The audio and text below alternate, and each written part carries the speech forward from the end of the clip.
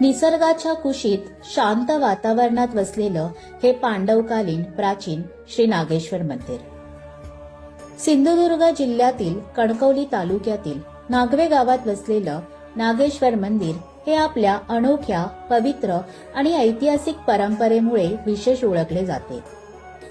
येथे पौष महिन्यातील 4ही सोमवार मंदिर शेणाने सारवण्याची एक अनोखी व दुर्मिळ धार्मिक परंपरा अनेक पिढ्यांपासून भक्तिभावाने जपली जात आहे।